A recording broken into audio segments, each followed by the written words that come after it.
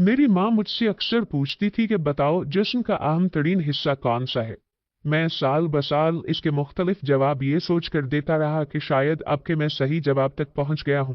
जब मैं छोटा था तो मेरा ख्याल था कि आवाज हमारे लिए बहुत जरूरी है, लिहाजा मैंने कहा, अम्मी मेरे कान। उन्होंने कहा, नहीं, दुनिया में बहुत से लोग बहरे हैं। तुम मजीद सोचो, मैं तुमसे फिर हमारे लिए बहुत जरूरी है पूछूंगी। बहुत से साल गुजरने के बाद उन्होंने फिर पूछा।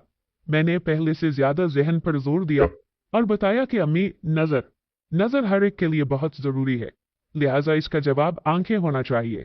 उन्होंने मेरी तरफ देखा और कहा, तुम तेजी से सीख रहे हो, लेकिन ये जवाब सही नहीं है, क्योंकि दुनिया में बहुत से लोग अंधे हैं। फिर नाकामी हुई और मैं मजीद इल्म की तलाश में मगन हो गया। और फिर बहुत से साल गुजरने के बाद मेरी माँ ने कुछ और दफा यही सवाल दोहराया, और हमेशा की तरह इनका जवाब यही था कि नहीं, लेकिन तुम दिन ब दिन होशियार होते जा रहे हो। फिर एक साल मेरे दादा वफात पा गए। हर कोई गमज़दा था, हर कोई रो रहा था, यहाँ तक कि मेरे वालिद भी रोए। ये मुझे खास तौर पर इसलिए याद है कि मैंने कभी उन्हें रोते नहीं देखा था। जब जनाजा ले जाने का वक्त हुआ तो मेरी माँ ने पूछा, क्या तुम जानते हो कि जिस्म का सबसे अहम हिस्सा कौन सा है?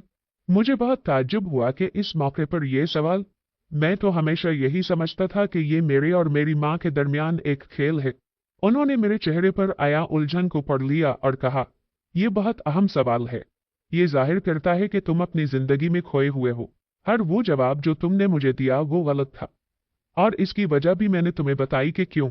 लेकिन आज वो दिन है जब तुम्हें ये अहम सबक सीखना है।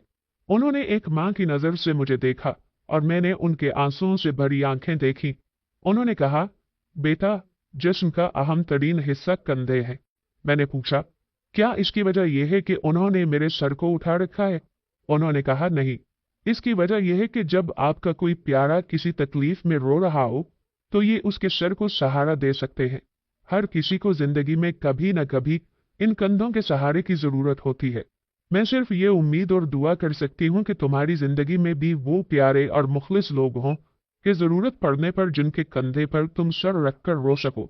ये वो वक्त था कि जब मैंने सीखा कि जिस्म का अहम तरीन हिस्सा खुद गर्ज नहीं हो सकता, ये दूसरों के लिए बना है। ये दूसरों के दुख दर्द का साथी और हमदर्द है। अपना कंधा सिर्फ जनाजे को देने के लिए मखसूस न करें।